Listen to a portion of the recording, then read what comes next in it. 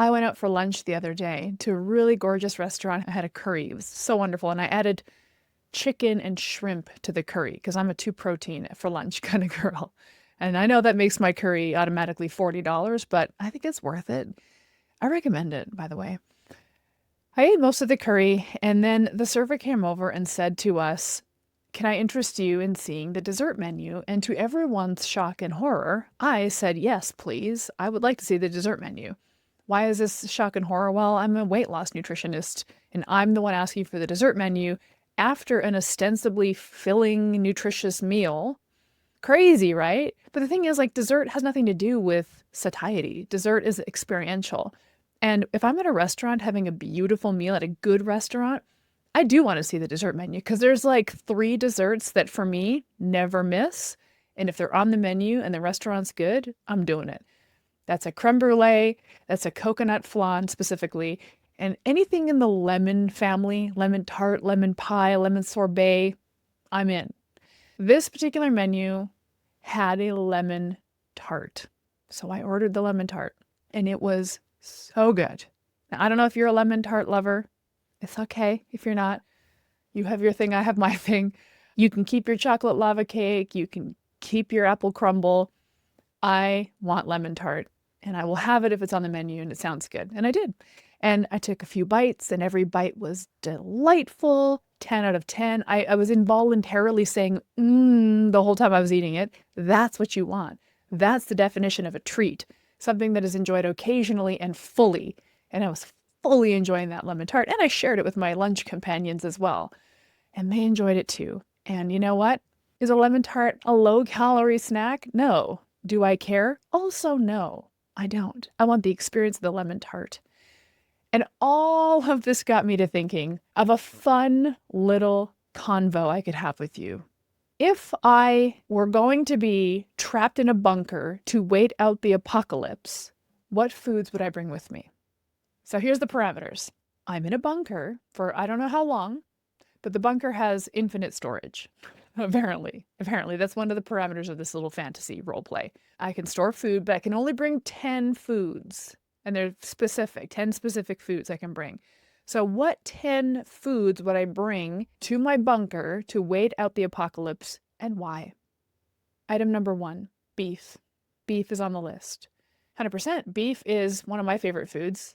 It is so delicious to me and very nutrient dense. You get a lot of the bioavailable nutrition that you need from beef. You get amino acids, you get minerals. It's good. Beef is good. Beef is number 1 on my list, but I have to be specific. So which cut of beef is coming into the bunker with me? There's a few cuts of beef I'm really into. I like New York strip. I like sirloin. I don't love ribeye, because for me, ribeye is a little too fatty and I don't love the texture of eating flabby meat. A ribeye that's done well at a restaurant, like where the fat is rendered, is a next level food experience, but like I'm not good at that. I'm not totally sure that my bunker chef is going to be that good at it. Oh yeah, there's a chef too. And a massage therapist, obviously. Anyway, for my bunker menu, I don't think ribeye is going to make it. Sirloin is one of my preferred types of beef. It's so lean, and I like that in my real life, but I think for the bunker, it's just too lean. So I'm going to go middle ground. I'm going to go New York strip. Because New York strip is a good slab of protein, nice little fat cap on it there.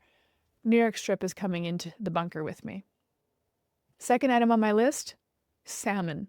I'm bringing salmon into the bunker. These are probably going to be whole salmons, purely wild Pacific salmon, whole salmons, skin on, let's go. Salmon is frankly not a food I eat a lot of in real life, but if I'm going into the bunker for an indefinite amount of time, I definitely putting salmon on my shopping list, shall we say, because of the incredible nutritional power of salmon. Protein is going to be heavy on my menu here. I got beef already. Salmon's coming with me too. I need protein. I need omega-3s.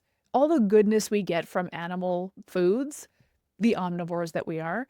I feel like beef and salmon really cover me. So I'm going to add whole wild-caught salmon to my bunker freezer. Third on my list is blueberries. And to be honest with you, blueberries, again, is not necessarily a fruit that I hang with that often in my real life, but in the bunker, I am kind of opting for the old superfoods, right? You know what I mean?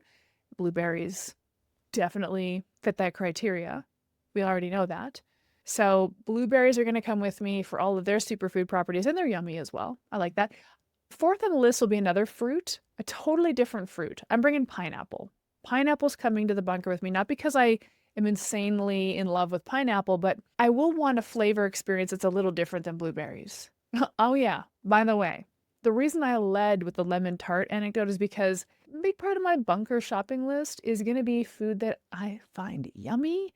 Because if I'm trapped in that bunker for who knows how long, waiting out the end of the apocalypse, I want to have some food joy and nutrition. Those things are both equally important. Equally important. So pineapple is such a delicious fruit.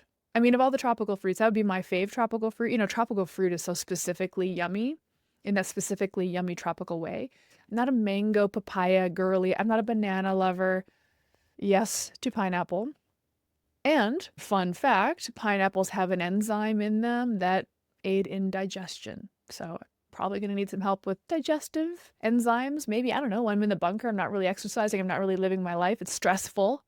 My digestion might be a mess. So if I get the little bromelain bump from the pineapple, cool. By the way, that bromelain is the name of the enzyme that's in pineapple. So pineapple's on the list. In addition, I'm bringing tomatoes. I'm bringing tomatoes because I love tomatoes. And I would have to really rack my little nutritionist brain to consider what is in a tomato that's healthy. It's a tomato, man. It's healthy. Lycopene. I don't know. There's something for you. That's not why I'm bringing it. I'm bringing it because I love tomatoes. I'm also going to bring avocado because I love avocado and I love tomato and avocado together. Here's the deal. I'm also bringing olive oil and chunky salt because an avocado, tomato, olive oil, chunky salt salad is to this day one of my most beloved side dishes. So if I'm having steak, avocado tomato salad, baby. If I'm having salmon, I'm having my avocado tomato salad with olive oil and chunky salt. And that's good olive oil, by the way. The big vats of good olive oil and the good chunky salt. Now, I've already really run through my list. I've got beef, salmon, blueberries, pineapple, tomatoes, avocado, olive oil, and chunky salt. I'm already at 8 items. And by the way, I'm really excited about those 8 items. I can't wait to get down into my bunker and eat those. That sounds amazing. But I got 2 items left. What could they be? One of them is red wine. Yeah, like a nice Chianti. I wasn't trying to invoke Hannibal Lecter when I said that, by the way. I just do really love Chianti. Not everybody's favorite wine, but I do like a low sugar, sort of a lighter bodied wine. Chianti is so dry, almost to the point of being bitter. I love it. I love it. I like a Pinot Noir. I don't know how well those hold up in, apocalypse bunkers. Remains to be seen. A nice Oregon Pinot Noir is kind of my vibe right now. Light again, light-bodied wine. Red wine is coming with me into the bunker, not because red wine is healthy, because it's not. Yeah, newsflash. Nobody thinks alcohol is imparting health. And to me, red wine isn't even alcohol. Red wine is red wine. I'm not trying to get wasted in my bunker. I just want a glass of red wine with my steak or my salmon, I want a glass of red wine at the end of the day. It's part of my wind down routine, another day in the bunker. Pop the cork, have the ceremony of the red wine. You might bring coffee into the bunker. I didn't bring coffee. Coffee's not coming to the bunker with me because I don't drink coffee. I don't have a morning drink ritual. I have an evening drink ritual. And you're not going to convince me that one's more virtuous than the other. We're all out here having a psychoactive beverage, whether it's in the morning or the evening. I'm bringing red wine to the bunker, not because of health benefits, because of just the pleasure of red wine. And to bring this full circle, I am bringing a dessert with me to the bunker as well. Again, not because dessert is healthy or because I want to pig out. I'm not going to spend my time in the bunker just throwing away my health, because my hope is I'm getting out of the bunker. I'm going to be out there after the end of the world. So I want to preserve my health. So I'm not bringing a shit ton of junk food. I mean, I can imagine somebody else running this bunker experiment, bringing in pizzas and chips and Doritos and milkshakes and pecan pies and, just all the favorite treat foods. That's not how I roll. I don't want to feel disgusting in the bunker. I don't want to have years of indigestion while I'm waiting out the apocalypse. But I do want to treat myself. That's why I picked things like the nice olive oil and the chunky salt and the pineapple and the red wine. Many of these things are on the list because they're delightful and I love them and I love the experience of eating them. And just so happens that a bunch of them have great health benefits. So like when I'm in the bunker, I'm not going to become some kind of health nut. I'm not doing a 75 hard in the bunker. But I'm also not going to let the pendulum swing the complete other way and just become an absolute train wreck in the bunker. I'm going to be temperately hedonic in the bunker, just as I am in real life. What do I mean by that? Temperate hedonism is this term I've kind of come up with, which is I treat myself whenever I want, but I don't overdo it on anything, which I think is the best way to go. Like, I just think you need to have a little fun with food. Yeah, I do. And if I'm in the bunker, I'm persisting with that philosophy for as long as necessary. So I'm bringing in dessert, a treat that makes my brain light up and my pleasure centers just go kapow, and where every single bite is an. But it's not lemon tart. Oh my gosh, I know. I spent a long time on this. You know, the steak, the salmon, the blueberries, that was easy. Red wine, no problem. Olive oil, of course. That was easy. But deciding which one dessert I'm going to hang with in my bunker, that was actually really hard. So I mentioned at the start of this talk that there's basically 3 desserts that they're on the menu that I'm going to probably say yes to. One of them is a creme brulee, one of them is a coconut flan, one of them is a lemon anything. I was thinking through what of those 3 is coming into the bunker with me. Well, the reason it's not the lemon tart is because the lemon tart is just not satisfying in the way I want my one and only dessert for the rest of time to be satisfying. It's tart. It's got that bitter sour, which I love. I don't think I want to tap that flavor profile the whole time I'm in the bunker. You know what I mean? Like, I think I might get tired of lemon tarts. So then I thought, well, creme brulee is the go-to, but that's a little too sweet. Like cloyingly sweet brulee top. When a creme brulee is done well, it's not terribly sweet. That to me is one of my criteria for good creme brulee, that it's not terribly sweet, but the brulee top is always very sweet. It's freaking candied sugar, so of course it is. So I landed on the coconut flan. Specifically coconut flan is coming into the bunker with me. Don't ask me how. Do not ask me how I'm getting coconut flan in the bunker. Those details are none of my business. But coconut flan is entering the bunker with me to wait out the apocalypse. The 10 items I'm bringing into my bunker that deliver nutrient density and pleasure, because they're both equally important. And I'm not here to be a health nut in my bunker, but I'm not here to be a slob either. I want to just be middle ground, healthy, happy in my bunker while the world ends around me. The 10 items are beef, specifically New York strip, whole wild-caught salmon, blueberries, pineapple, tomatoes, avocado, really good olive oil, chunky salt, a nice light-bodied red wine, and coconut flan. Now, I took that little thought experiment and I extrapolated it to something more realistic. What are the 10 items that I always put on my grocery list? More actionable. Now, for this exercise, we're going to assume things like olive oil, salt, pepper, things like that are already in the pantry. I don't need to stock those up every time. These are when I'm going to the store to restock my fresh food items. What are the fresh foods, the consumables that I have to freshen up in my fridge or pantry on a regular basis? What 10 items are always in my grocery cart? Number 1, it's beef. Now, I went through this thought experiment during my bunker moment a minute ago, which is like, which cut of beef would I take into the bunker? But when I'm grocery shopping, I'm picking the cut of beef that is most appealing to me in that moment. It might be the ribeye. I might have a hankering for ribeye. Once in a while I might. Or bone-in rib, actually. It's even my preferred. That meat on the bone is my favorite way of eating meat. I know that sounds unnecessarily pornographic. Just get your mind out of the gutter, okay? Eating meat off the bone. I remember reading somewhere, and I need to track this down where I read this or find some statistical backing on this, but since we stopped eating meat on the bone, so the boneless, skinless chicken breast became the most common cut of meat in the modern human diet, there's been an increase in degradation of ligament and tendon health in humans. Eating meat off the bone literally gives you your collagen. Collagen supplementation is fine, Nothing wrong with it. But to me, it's just so goofy. It's like, come on, like we're rendering the bones and connective tissues from animals because we're just too ladylike to eat meat on the bone. Like, what's up with that? You know what I mean? My other beef with collagen is that it's not flavorless. Collagen supplements are not flavorless. They taste like hooves. It's disgusting. I don't get it.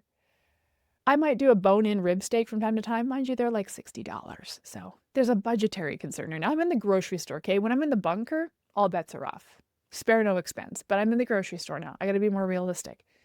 The bone-in rib steak is a once-in-a-while thing when I'm feeling like splurging.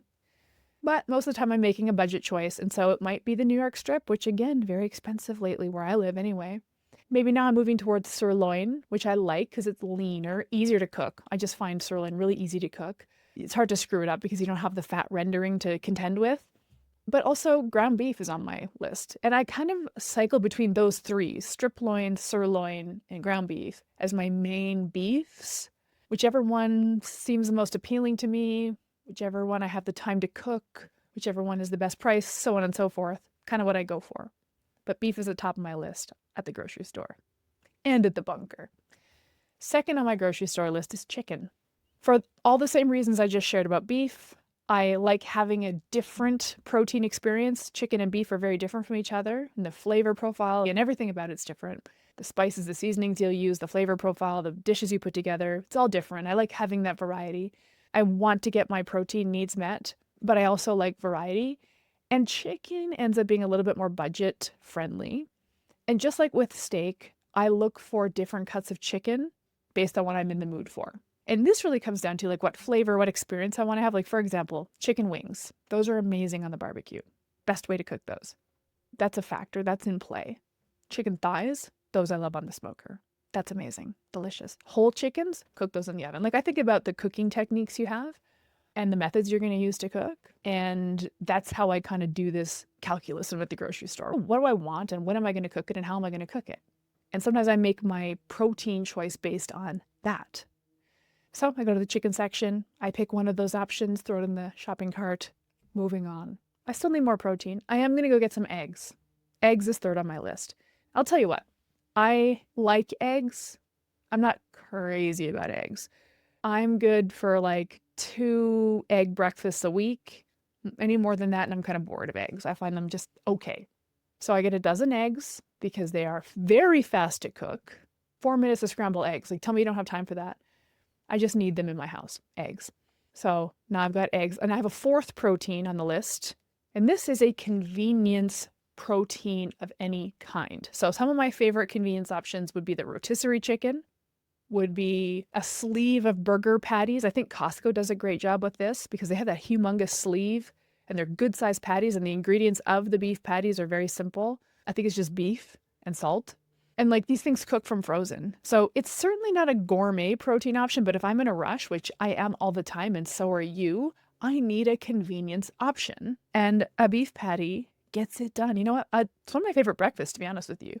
A beef patty cooked on the barbecue, maybe a little bit of cheese on it, a fried egg, a slice of tomato, maybe some squished avocado a la avocado toast, like 2 of those on the plate. Very delightful, nutrient-dense meal and convenient. And that sleeve of burger patties lives in the freezer. If I need it, it's there. I might do frozen meatballs. There's a company that I found in the grocery store that does grass-fed meatballs.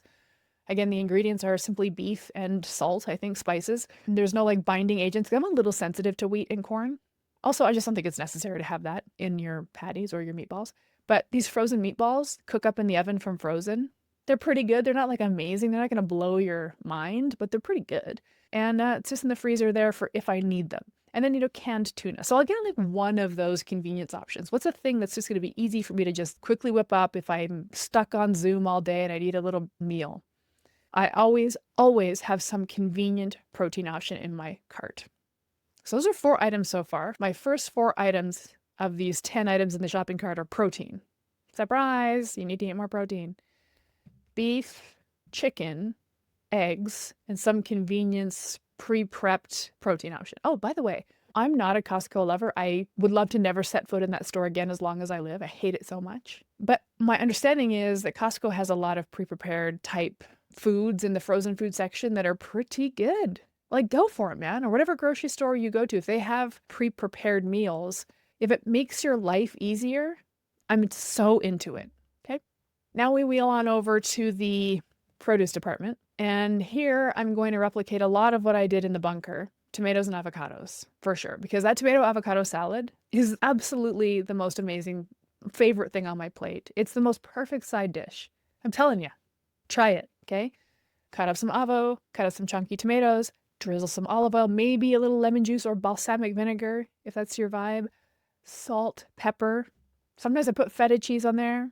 It's so good. It's my favorite thing that I eat. So tomatoes and avos end up in my shopping cart every time.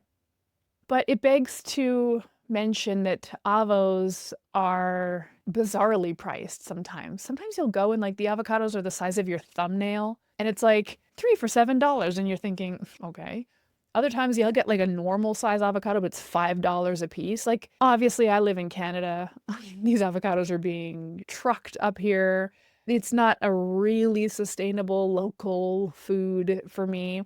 So if the avocados are either not good or too expensive, I opt out of avocado and I go cucumber instead. And I make cucumber tomato salad. Same rules apply.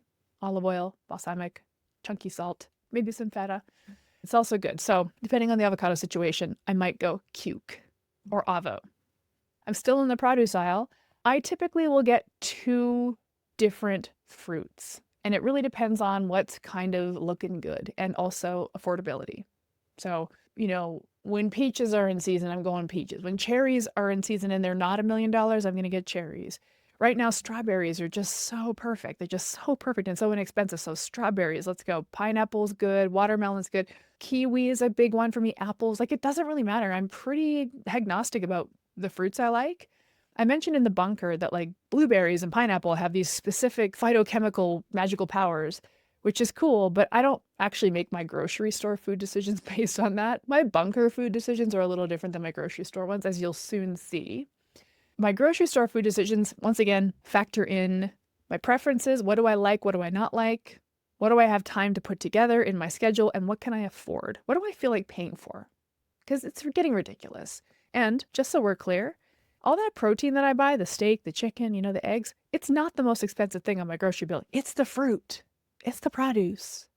But I like it and I want it and it's healthy and it's good for you and it's yummy. So it goes in the shopping cart, but I cycle through, usually 2 fruits come home with me in addition to tomatoes and avocados, which both are fruits, by the way. Let's recap because we're getting to the end of the list here. We've got beef, chicken, eggs, a convenience protein, tomatoes, avocados, 2 kinds of fruit. I've got 2 spots left again in my grocery cart. What are they going to be? Deja vu. Remember when I did the bunker experiment? I had 2 items left. And my final 2 items on my bunker shopping list were red wine and dessert. Well, not in my shopping cart. Not in my shopping cart because red wine and dessert aren't groceries. And the grocery cart thought experiment is me living my life in my ordinary world. And in my ordinary world, treats aren't groceries and groceries aren't treats. Treats and groceries are 2 different things.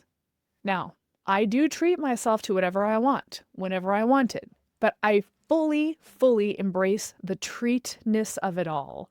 A treat is that which is enjoyed occasionally and fully. So a lemon tart at a really gorgeous restaurant after a beautiful lunch, treat. A gorgeous glass of red wine at the end of the day, treat. A shitty bag of Oreos that I threw in the cart just in case I want a treat. You just made Oreos groceries. Now the Oreos live in your house with you, and you're going to want to eat them all the time, irrespective of how much of a treat you think you want. When you want a treat, make it a treat. Treat yourself. If it's a cookie that you love, go get a beautiful cookie from a bakery. Bake your own cookies. But to bring shitty, stale bags of cookies home from the grocery store just in case you want a treat, you're going to want one because now it lives in your house with you. We're not good at moderating treat foods like that. That's why they really do exist in this other category, which is like treats. Go get it when you want it and fully avail yourself of it, but just don't have it come live at the house with you. Now, I know this probably sounds very restrictive or strict, and I'm not strict about food, but this is one of my unwritten food rules. Potato chips aren't groceries. Baked goods from the bakery aren't groceries. Cookies from the cookie aisle aren't groceries. Those are treats. If I want baklava, I'm not going to bring it home from the grocery store. I'm going to go get baklava from the Greek bakery when I want it. If I want cake, I will order cake at the restaurant after the meal. It's like coconut flan. Am I really going to eat coconut flan every day? No. Even in the bunker, I'm not going to eat coconut flan every day. I'll probably just eat it once in a while. So note to my bunker chef, you don't need to make that much coconut flan. Let's call it 1 or 2 coconut flans a week and I'm good. But like, it's going to be a treat. It's a treat, you know? I love coconut flan, but I'm not eating it every day. I'm not bringing coconut flan home from the grocery store and just hoping to some miracle that I'm going to be able to moderate my intake of one of my most beloved desserts. It's not happening. Plus, if I bring it home from the grocery store, it's probably a really shitty coconut flan. It's not going to be a knock your socks off coconut flan. I know you're all wondering why I like coconut flan so much. Have you had it? You got to go get a good coconut flan. If it's on the menu at any restaurant you go to, order it and then email me, Erin@eatsimple.ca, and tell me how damn good that is. It is a knock your socks off dessert. So anyway, the point I'm making is I really do, in my mind, differentiate groceries from treats. So in my grocery cart, there's no red wine. There's no coconut flan. There's no chips. There's no cookies. They don't go in my grocery cart. If I want chips, for example, which is something that I love to eat as well. I mean, because obviously we love to eat them. They've been engineered by food engineers to be absolutely bingeable. So we all love them. But if I'm like, you know what, for movie night tonight, I would like a bowl of chips. That's going to be my little movie night treat. I'll go to the store, buy a bag of chips, bring it home, put a handful of chips in the bowl, knowing full well that the remaining chips in the bag are now going to be a problem for me. I'm going to eat them till they're gone. Like, I'm not really moderating chips. I'm just nibbling and nibbling and nibbling on them till they're gone, because that's how chips are. And I know that. And I don't want to just necessarily have to put up with that in my day-to-day life. So I'll do it when I want a treat. And I know full well, now that chips are in the house, now that chips are in play, there's a good chance I'm going to eat them all. So this is where I'm temperately hedonic.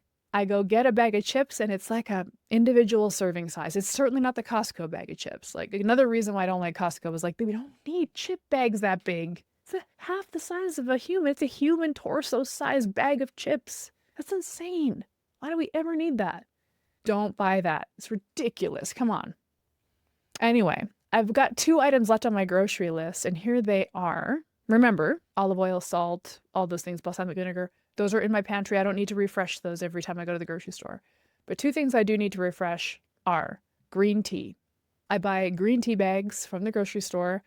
I do try to buy ones that aren't plastic, just trying my best to whatever extent I can to not introduce microplastics into my system. But, you know, I probably am anyway, because they're everywhere. So whatever. I'm not being glib about it, but also it's like, what can I do about it? Like, if they're literally everywhere, then I guess they're literally everywhere. But I do think the Stash brand, I like that green tea, and it's a paper tea bag. So I'm like, I go get my little box of Stash green tea. I drink a lot of green tea. You don't have to drink green tea. Okay. Green tea does have some amazing health benefits. Surprising to me. Good to know. I don't drink it for that reason. I just actually love it. I just absolutely love it. I've loved it for years and years. And that's why I drink it. I find it very hydrating. I love the mild flavor of it. Big fan of green tea, always have been. I just want to validate that you might really not like green tea. I actually had somebody say to me that they were trying to drink more of it because it's so good for you, but they just couldn't stomach the taste of it. It's like, well, you don't have to drink it. Like, it's not mandatory, because a lot of people find it really gross. It's very bland, kind of swampy. I like it. I drink a lot of it, and it ends up in my grocery cart every time. Not because it's healthy, although it is, but because I just like it. It's my go-to beverage. I drink more green tea than anything. In fact, I get most of my water intake from green tea, and that counts. It's fine. You can get your water intake from tea or coffee or Diet Coke for that matter, or freaking Bud Light if you want to, okay? I have a lot to say about hydration. Note to self, I'm going to jot that down. I'm going to do another podcast episode on hydration. Just jotted it down. It's on the list. Okay, the 10th thing on my list in my grocery cart is San Pellegrino in the glass bottle. I just love it. I just love San Pellegrino. I love it more than I love a beautiful Oregon Pinot Noir. It is my favorite drink, even more than green tea. My favorite drink by far is San Pellegrino in the glass bottle. And it is a splurge because it's like $3 a bottle. And I can justify that splurge because it's water and it's pretty benign. And it's, of all the, addictions one could have, it's not that bad. So that's my 10th item in my grocery cart. Here are my 10 grocery store staples: beef, chicken, eggs, a convenience protein of some kind, tomatoes, avocados, 2 kinds of fruit, green tea, and San Pellegrino. What's interesting to me is that there's a lot of crossover between my grocery cart and my bunker, but with the bunker, I did prioritize pleasure a little more than I do when I'm grocery shopping. That makes sense. I mean, I'm going into a bunker for God knows how long. I will want to have pleasure because I'm a hedonic creature, as are you. You're a pleasure-driven animal. And to imagine a life without pleasure, if you don't have to, because this is just a weird-ass bunker thought experiment and anything goes. If you can introduce pleasure, you probably will. But actually, you pull yourself out of the bunker and recognize that you are a pleasure-driven animal. You are hedonic. And then you can take that data point and extrapolate it sort of the opposite way to say, when I go to the grocery store, I have to make sure I don't tap my hedonic urges too much here at the grocery store. What I need at the grocery store is groceries. I need the food in my fridge to support my health and my nutrition and whatever else, your life and your family.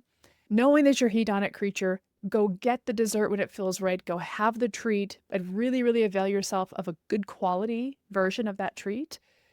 I just think we're not going to get away from the fact that we are hedonic pleasure-seeking animals. So yes, red wine's coming in the bunker, but I don't consider red wine groceries. I wouldn't add it to my shopping cart at the grocery store.